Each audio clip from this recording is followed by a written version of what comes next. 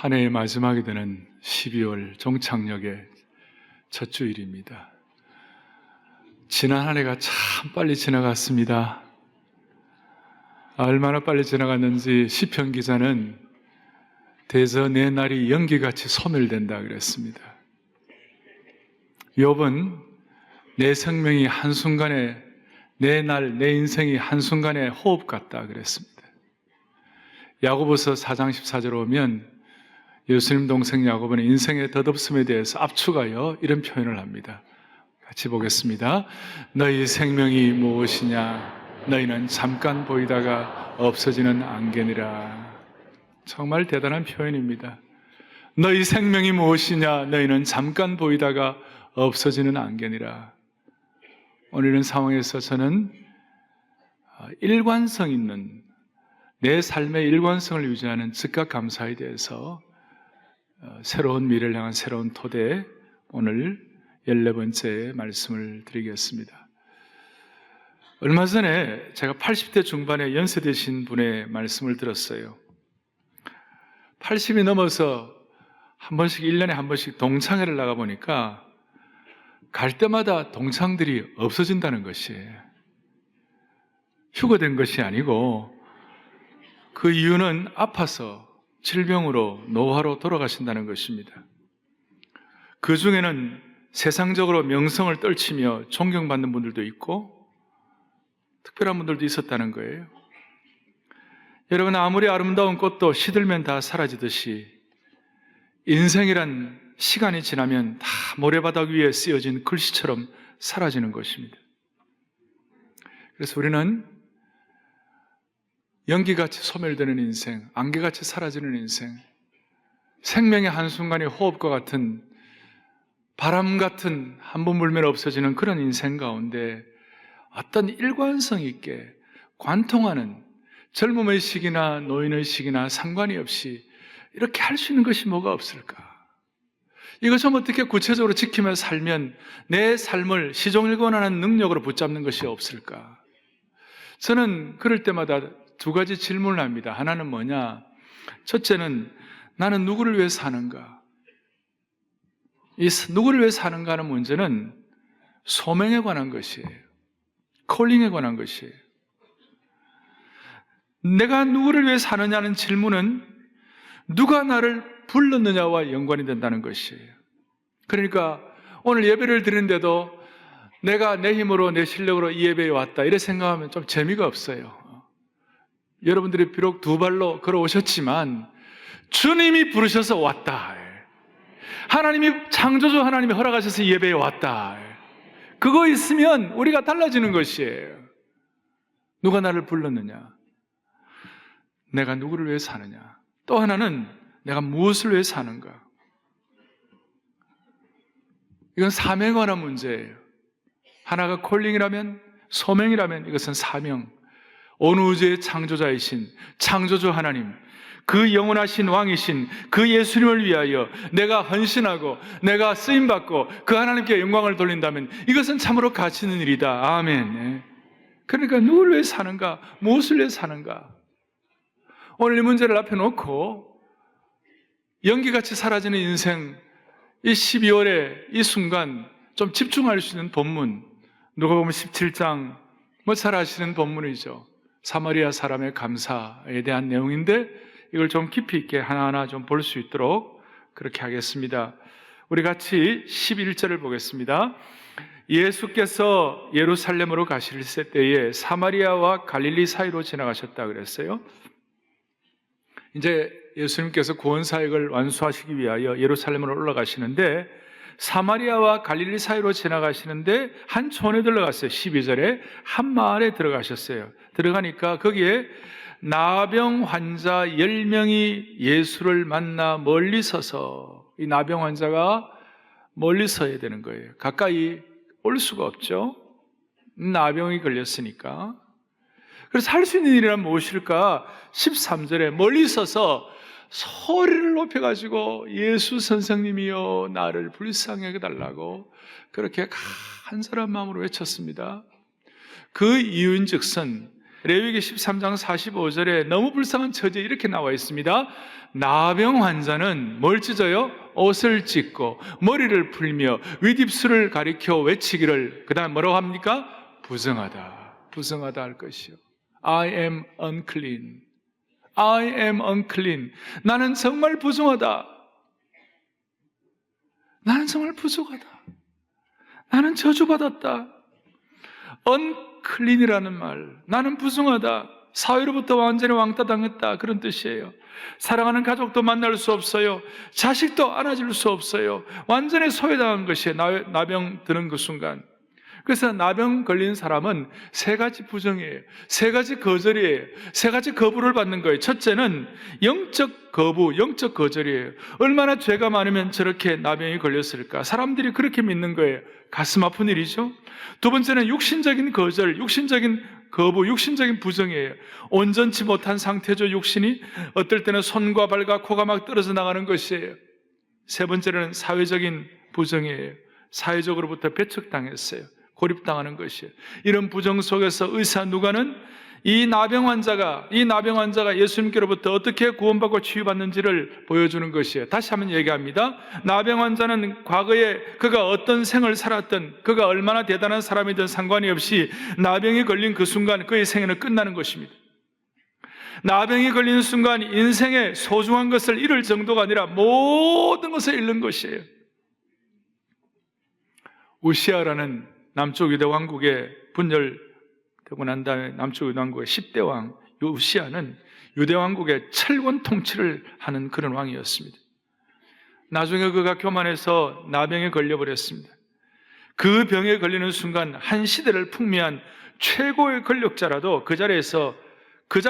바로 그 자리에서 별궁으로 이송되고 격리되어 버렸습니다. 마지막에는 쓸쓸한 인생으로 생을 마감할 수밖에 없었습니다. 남들이 볼 때도 비참했을 뿐만 아니라 자기 자신이 자기를 볼 때도 기가 막혔습니다.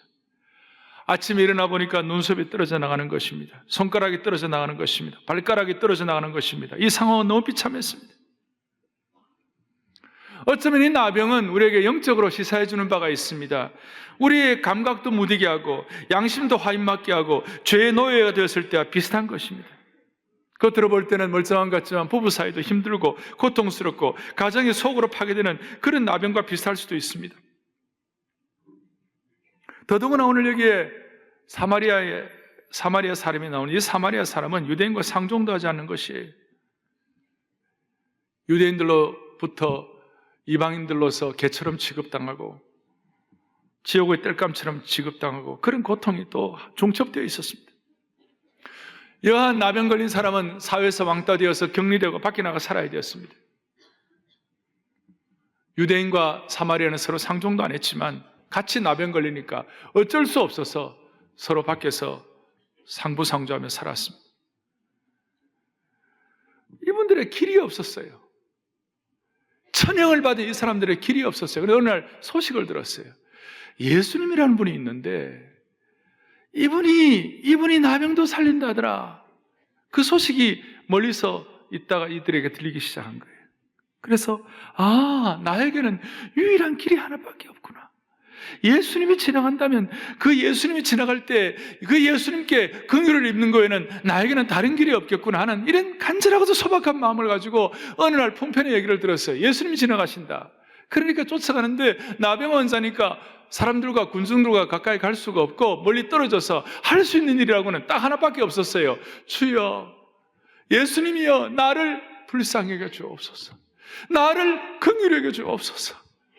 다른 길이 없었어요. 나를 긍휼히 여겨 달라고 멀리 서서 예수 선생님이여, 우리를 불쌍히 여겨 주옵소서. 사랑하는 여러분, 그럴 때 14절 보시고 이르시되 가서 제사장들에게 너희 몸을 보이라 하셨더니 그들이 가다가 깨끗함을 받았다. 할렐루야. 한 가지밖에 없었어요. 그 모든 천형 가운데 한 가지, 예수 그리스도를 제대로 만나고 예수 그리스도께서 불쌍히 여겨주신다면 그 나병을 고칠 수 있겠다는 것이. 사랑하는 여러분, 이 자리에 천형이라고 할 만큼 고통스럽고 가슴 아프는 게 계시다면 지금 이 순간 주님을 만날 수 있기를 바랍니다. 감사한 것은 이들이 믿음이 좋았어요. 14절에 다시 한번 보세요. 가서 제사장들에게 너희 몸을 보이라 하셨더니 그 순간 나왔어요. 어떻게 된 거예요? 언제 깨끗함을 받았어요? 14절 뒤에 그들이 뭐예요? 가다가 아직 안 나왔어요. 유대인들은 나병이 나오면 제사장들에게 가서 나병 나은 걸 확인해야 되는, 컨펌해야 되는데 아직 안 나왔어요. 그런데도 불구하고 믿음으로 순종하고 나간 거예요. 당장 손에 잡히는 거 없어도 순종한 거예요. 내 병은 너무 힘들어. 나는 안 돼. 내 삶은 천형이야. 그런 분들도 오늘 믿음으로 한번 마음을 열고 주께서 주시는 치유를 경험하시기 바랍니다. 벌떡 일어나시기를 바라는 것이에요. 오늘 예배 드리다가 치유가 일어나는 영안이 열리기를 바랍니다. 저는 이 말씀을 준비하다가 제 마음에 간절한 소원이 생겼어요. 하나님, 이 민족에 나병이 있다면, 이 민족에 천형이 있다면, 이 민족에 고단함과 아픔이 있다면 하나님 아버지, 이 민족을 불쌍히 여겨 주십시오. 이 민족을 불쌍히 여겨 주십시오. 오늘 그거 외에 다른 길이 있습니까? 왕따 당합니다. 육신과 사회적으로 자신이 보아도 영적으로도 저주받았다고 할 수 있는 이 상황 가운데서 다른 길이 없습니다.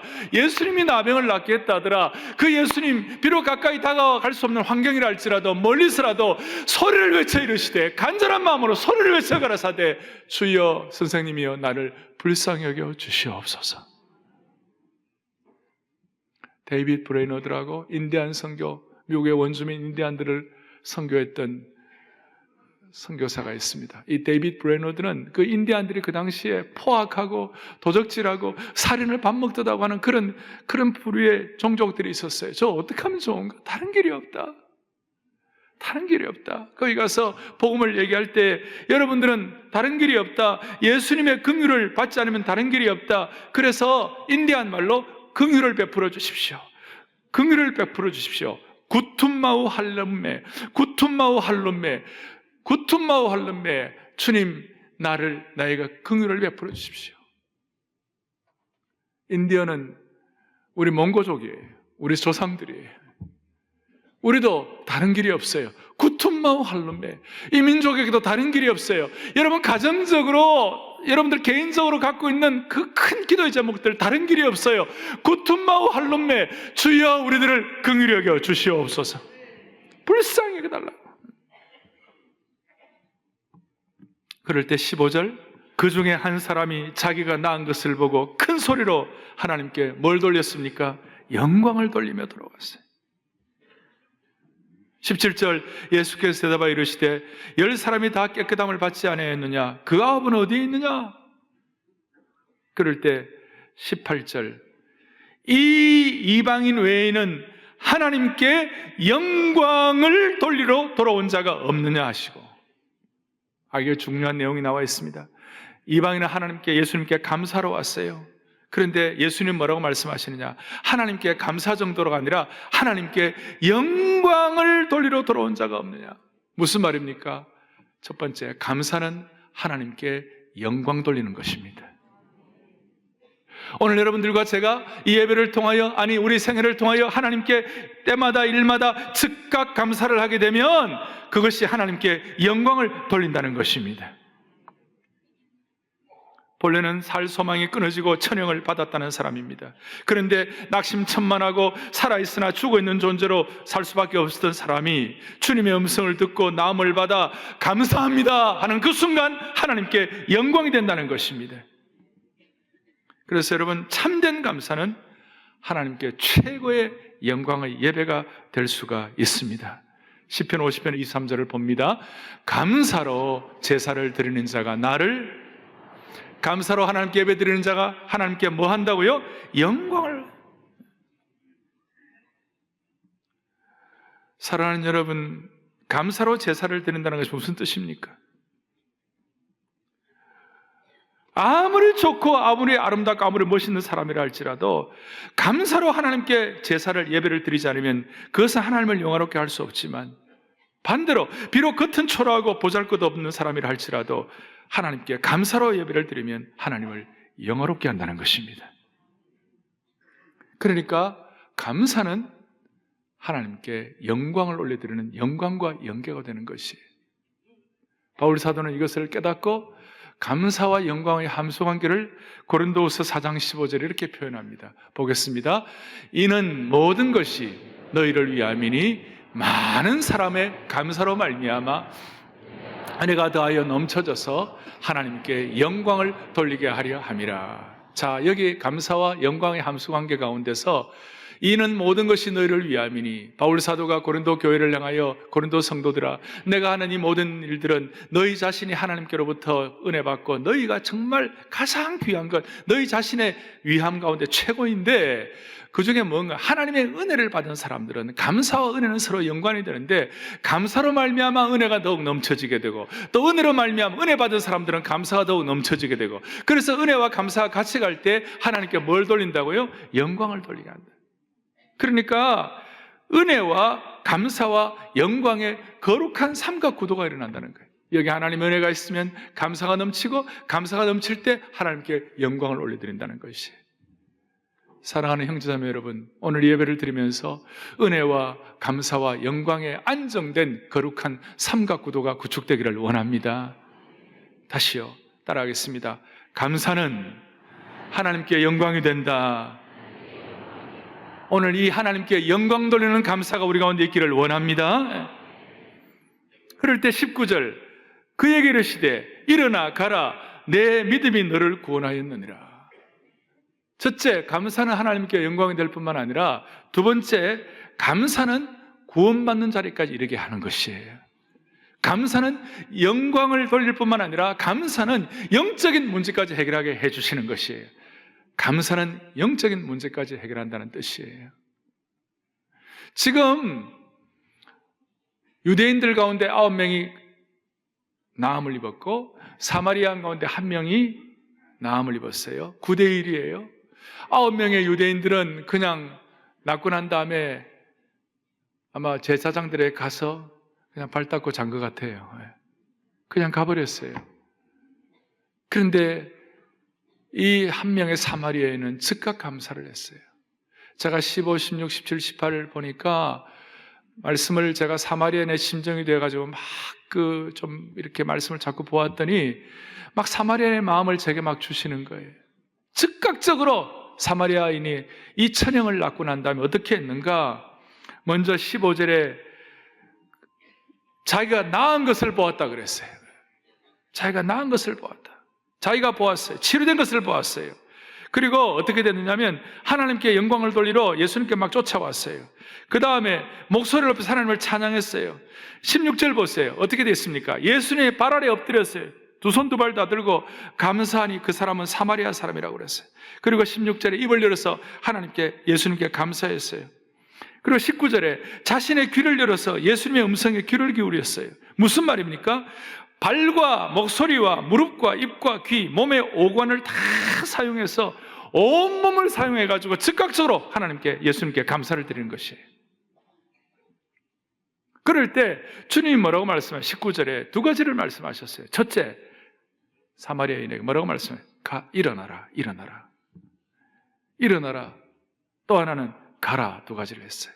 일어나라는 말, 한국말에 일어나 가라 하니까 한꺼번에 된 것 같습니다. 본래는 일어나라, rise, 일어나라. 무슨 말입니까? 엎어져가지고, 엎드려져가지고 모든 낙심 가운데 좌절해 있는 사람 벌떡 일어나라. 주님의 능력을 보여주시는 것이에요. 능력 체험하라는 것이에요. 또 하나는 가라. 이 가라라는 원어를 보니까, 이 go라는 걸 보니까 마태복음 28장에 그러면 너희는 가서 모든 민족으로 제자를 삼으라는 것이 있는데, 그 가라라는 그 예수님의 지상명령에 가라는 것과 똑같은 원어를 썼어요. 뭘 말합니까? 주님께서는 한 사람의 즉각적 감사, 오간을 사용해가지고 주님 앞에 감사하는 그 사람에게는 주님은 능력을 베풀어 주시는 것이에요. 또 하나는 사명을 주시는 것이에요.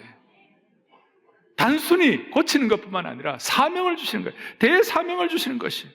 그러니까 영적인 문제, 사명의 문제, 육신의 나병만 낫는 것이 아니라 영적인 문제 해결된다는 것이에요.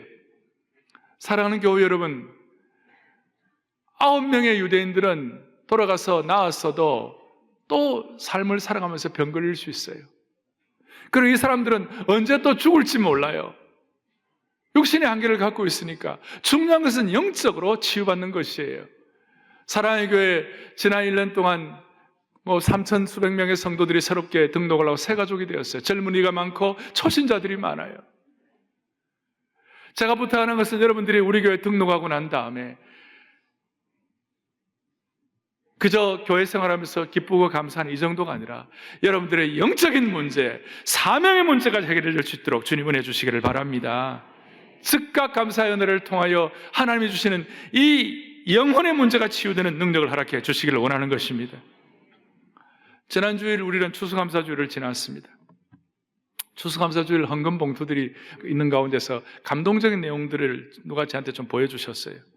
제가 그걸 보았는데 한결같은 즉각 감사의 내용들이 참 여러 가지들이 있었어요. 그 중에 어떤 자매가 뭘 가지고 이렇게 추수감사를 했냐면 그 자매의 마음속에 나도 좀 명품백을 사봐야 되겠다.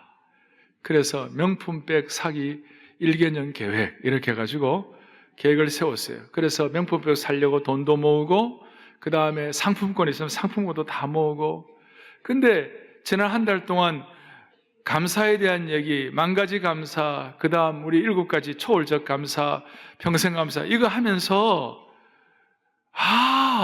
내 명품백보다도 주님께 이걸 감사를 드려야 되겠다 이런 생각이 된 것 같아요.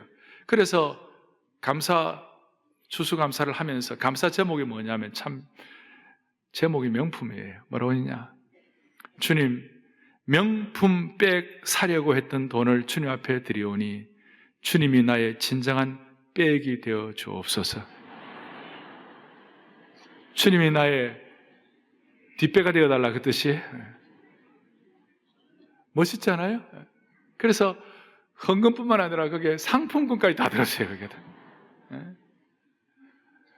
1만 가지 감사 얘기를 하니까 1만 가지에 대한 그걸 하다가 수많은 성도들이 주님 앞에 감사하고, 여러분 그 모든 일들을 통하여 육신의 문제뿐만 아니라 영적인 문제, 사명의 문제까지 해결될 수 있는 축복 주시기를 원합니다. 자, 감사는 하나님께 영광이 된다. 그 다음에 감사는 육신의 문제까지 아니라 영혼의 문제와 사명의 문제까지 해결된다. 할렐루야. 자, 이걸 놓고 우리는 한두 가지 좀 적용을 하겠습니다. 왜 사마리아 사람 한 사람은 감사를 하는데 9명의 유대인들은 감사를 못했을까요? 왜 그럴까요? 유대인들은 어릴 때부터 쉐마 교육을 통하여 감사 교육을 삶으로 받은 사람들이에요. 유대인들이 지키는 최고의 절기가 3대 절기가 유월절 절기가 있죠. 그것은 출애굽하면서 구원받지 못할 자가, 영원히 죽을 자가 구원받는 것에 대한 감사, 구원에 대한 감사죠. 그 훈련 받는 거예요. 그 다음에는 또 그 유월절 이후에 오순절 49일 50일째 추수에 대한 감사를 하나님 앞에 드리는 거예요. 그 감사 훈련이에요. 그리고 마지막 방점을 찍는 것이 뭐냐면 초막절이에요. 그 초막절에 이스라엘 백성들의 40년 광야 생활을 감사하면서 그 광야 가운데서도 불기둥과 구름기둥으로 인도하시고 반석에서 샘물을 터지게 하신 것을 감사하는 마음으로 감사가 어릴 때부터 체질화되어 있는 것이. 그런데 그거 하지 못한 사마리아 사람은 감사를, 유대인들은 왜 감사를 못했을까? 많은 생각을 해보았어요. 그 이유는 제가 볼 때 신앙이 매너리즘에 빠져 있었어요. 그런 교육을 받고 나서 나중에 성인이 돼서 나병에 걸렸는지 모르겠습니다만은 매너리즘에 빠진 것이에요. 교육이 껍데기로 끝난 것이에요. 이걸 우리 삶에 어떻게 접목할 수 있습니까? 저 같은 경우에는 모태신앙에, 그리고 수많은 감사절을 지났어요. 수십 번의 감사절을 지났어요. 아마 우리 가운데 어떤 분들은 앞으로 추수감사절 수후만 지나면 인생 다 끝날 분도 많이 있을지 몰라요. 자, 이런 상황을 앞에 놓고 우리가 옛날에 처음 직분받고 처음 신앙생활하고 처음 주님 앞에 돌아왔을 때는 너무 좋았는데, 소박한 감사라도 주님 앞에 올려드릴 수가 있었는데, 우리도 모르게 공동체 생활하고 우리도 모르게 신앙생활 자꾸 누적되면서 이 감사에 대한 감각이 없어진 거예요. 한마디로 매너리즘에 빠진 것이에요. 직분 받기 전에는 소박한 감사가 넘치는 사람이었는데 목회자로 혹은 교회 중직자로 혹은 교회 여러 직분자로 직분 받고 난 이후에는 감사의 마음이 없어졌다면, 그리고 감사 대신에 불평과 비판의 화살을 쏘아댄다면 이거는 참으로 가슴 아프고 어떨 때는 소름 끼치는 일이에요. 유대인의 감사하지 못한 속성이 남아있다는 것이 익숙하고 나니까 무뎌진 거예요. 너무나 안타까운 것이에요. 여러분, 영적인 슬럼프가 있습니다. 사람마다 슬럼프가 있습니다. 그 프로 생활하는 운동선수도 슬럼프가 있는데요. 그런데 영적인 슬럼프보다도 더 무서운 것이 영적인 매너리즘이에요. 영적인 매너리즘과 슬럼프는 비슷하게 보이지만 매너리즘이 더욱 무서운 이유는 뭔지 아십니까? 슬럼프는 내가 슬럼프에 빠졌다는 것을 알고 있어요. 아, 이거 슬럼프에 빠졌는데 극복해야 됐구나, 이런 생각이 있는데요. 매너리즘에 빠지면 매너리즘은 인지가 안 되는 것이에요. 그래서 여러분, 내가 매너리즘에 빠져있는지 빠져있지 않는지를 알 수 있는 방법이 있어요. 그 방법은 뭔가? 내가 얼마나 감사하고 있는가, 내가 얼마나 오관을 써서 즉각 감사하고 있는가. 영적인 매너리즘을 극복할 수 있는 가장 좋은 방법은 즉각 감사인 줄 믿으셔야 되는 것이에요.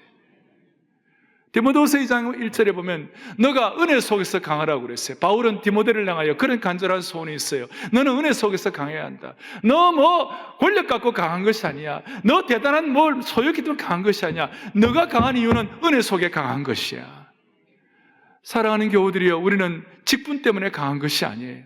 우리는 위치 때문에 강한 것이 아니에요. 우리는 하나님의 은혜 속에서 강해야 하는 것이에요.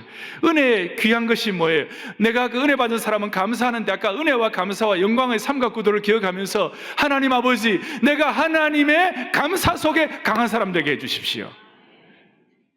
감사 속에 강한 사람 되게 해주십시오. 내가 즉각 감사하는 사람인지, 내가 감사 속에 강한 사람인지, 아니면 내가 감사에 대해서 매너리즘에 빠져가지고 무뎌져 있는지를 아는 시금석이 하나 있어요. 그 시금석이 뭔지 압니까? 지난 한 달 동안 여러분 부부 사이에서 내가 먼저 감사한 적이 있는지를 생각해 보세요. 즉각 감사라는 말은 먼저 감사라는 말과 동일합니다. 즉각 감사는 먼저 감사입니다.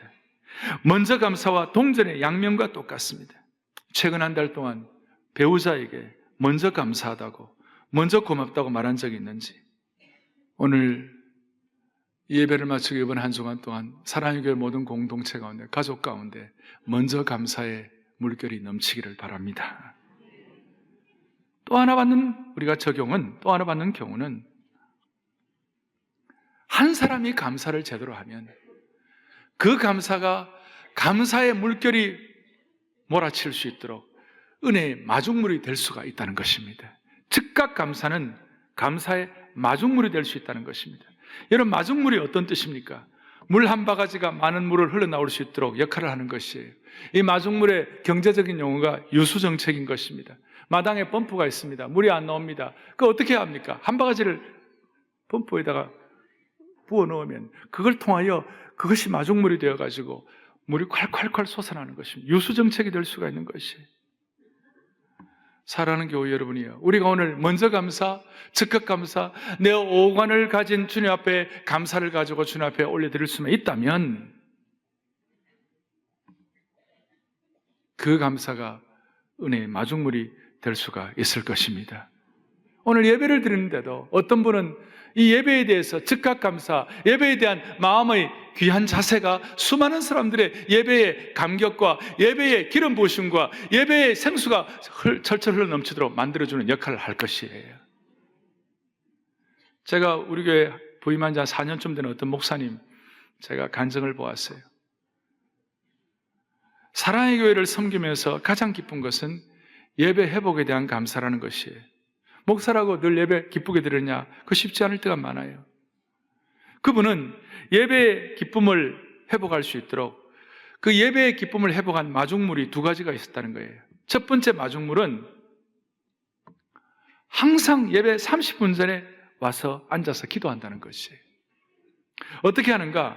30분 전에 자리를 정돈하고 그 다음에 주보를 보고 또 준비한 헌금을 확인하고 주보를 보면서 성경 구절 오늘 본문이 뭔가, 그리고 찬송가 페이지를 찾아놓는다는 것이.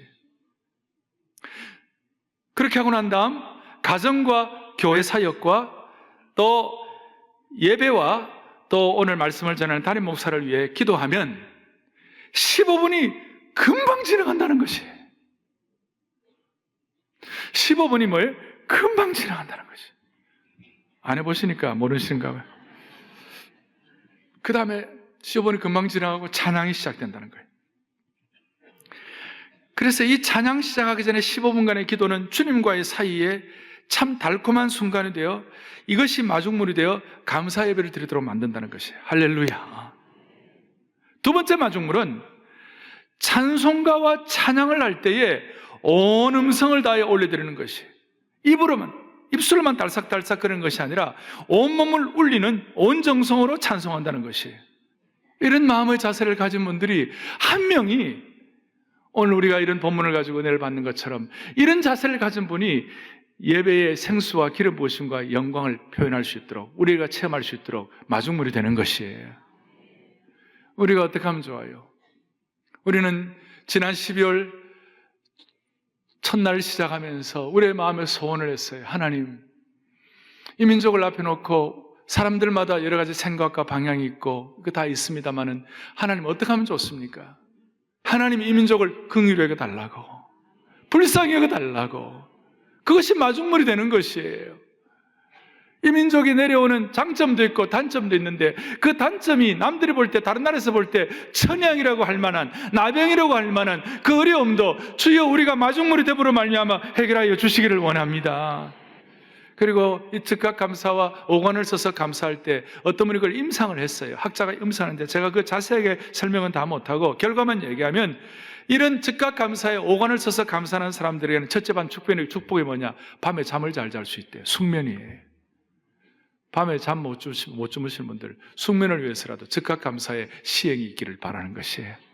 제가 어젯밤에 해보았어요. 감사 한 30까지 하는 순간에 그냥 잠들어 버렸어요. 숙면이에요. 오늘날 얼마나 많은 사람들이 불면에 시달리고 있습니까? 불면을 해소하는 특효약이 즉각 감사인 줄로 믿으셔야 돼요. 이것이 일관성 있는 것이에요. 그리고 둘째는 잘 되는 사람에 대하여 시기와 원망의 마음이 사라졌다는 것이에요. 이 즉각 감사와 하나님께 영광 돌리는 이 감사의 바이러스가 퍼지면 시기와 질투에 대한 민족적 체질을 바꿀 수가 있는 것이에요. 세 번째는 가족 관계가 깊어지고 돈독해지는 것입니다. 오늘날 가정마다 부부간에, 부모와 자녀 간의 갈등이 얼마나 큽니까? 이것이 사회적인 문제로 대두되고 있잖아요. 가족 간의 갈등으로 고통하는 사람들이 얼마나 많습니까? 여러분, 이 문제를 해결하는 방법이 뭐예요? 참는 거예요? 이 문제를 해결하는 방법이 뭐예요? 시혜를 베푸는 것이에요? 돈이에요? 가장 중요한 시작은 진정으로 감사하다는 말을 시작하는 것이에요. 그럴 때에 속 썩었던 관계가 어느덧 고마운 관계가 되는 것을 볼 수가 있을 것입니다. 정리하겠습니다. 기독교의 감사는 세상의 긍정의 힘과 다른 것입니다. 세상의 긍정의 힘의 주체는 내가 좀 밝게 보고, 내가 좀 환하게 생각하고, 내가 좀 적극적으로 생각하고, 그것이 이 세상의 긍정의 힘이에요. 그래서 내가 어떻게 하는 거예요. 주체가 나예요. 그런데 기독교의 감사, 즉각 감사는 주체가 내가 아니에요. 내 안에 계시는 예수님의, 성령님의 힘으로 하는 것이에요. 위로부터 부어주는 것으로 하시는 것이에요.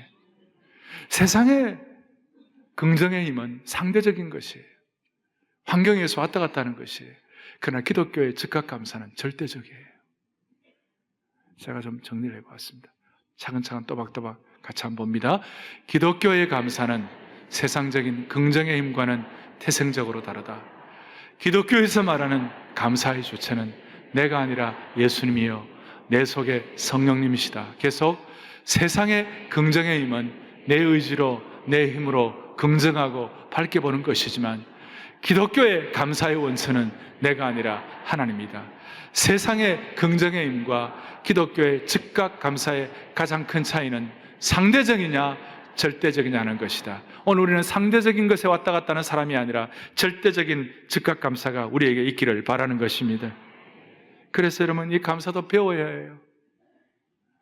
구체적으로 배워야 돼요.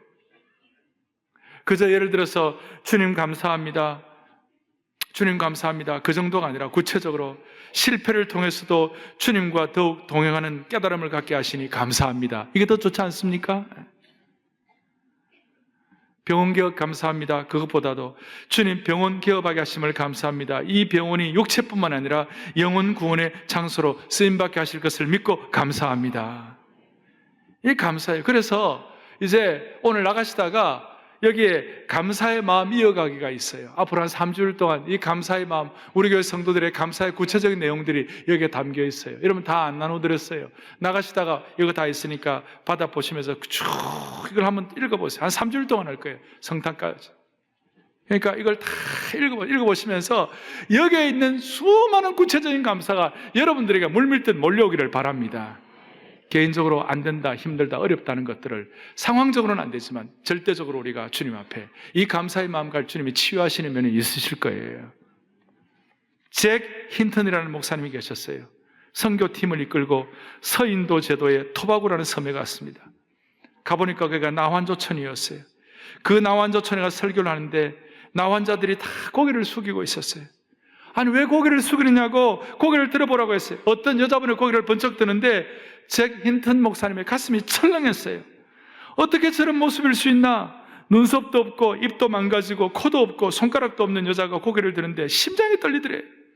더 놀라운 것은 그 여자 성도가 손가락이 없는 뭉퉁한 손을 들고 목사님 찬송 한 장 합시다. 그 찬송이 뭐냐? 사역 89장 받은 복을 세어보아라. 세상 풍파 너를 흔들어 약한 마음 낙심하게 될 때에 내려주신 주의 복을 세어라. 주의 크신 복을 너가 알리라.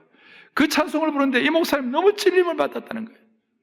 옛날에 받은 복을 세어보아라 그럴 때는 입술로만 받은 복을 세어보라 이렇게 말했는데 그 나병 환자가 뭉퉁한 손을 들고 찬양하는 걸 기억하면서 진정한 감사를 올리게 됐다는 것이, 사랑하는 여러분, 오늘 우리 모두가 다 이런 마음 가지고 국가가 처한 이 환경, 이 어수선하고도 이 혼란스러운 환경을 처리할 다른 방법이 없습니다. 우리 나병 환자, 사마리아 환자가 주님 앞에 즉각 감사한 것처럼 주님 앞에 우리의 감사가 영광이 될 때 하나님이 이 민족을 은혜와 감사와 영광의 삼각구도로 몰아가게 해 주실 것이에요. 할렐루야. 그리고 제가 감사할 때마다 받은 복한 찬송이 있어요. 찬송가 207장 주 나에게 주신 은혜가 너무 크도다. 그 대속의 보혈로 정결케 하시니 이 타락한 죄인이 중생케 되었네. 이 타락한 죄인이 중생케 되었네. 나병 환자가 나은 것처럼 그 넓고도 크신 사랑을 나 어찌 말하랴. 그 다음에 말할 수 없는 주의 크신 사랑은 갈보리 십자가 놀라운 사랑이 내게 임했네. 지난 10수년 동안 이 찬송은 필요할 때마다 한 번씩 불렀습니다. 오늘 마음속에 놀라운 감사가 우리 여러분들에게 임하기를 바랍니다.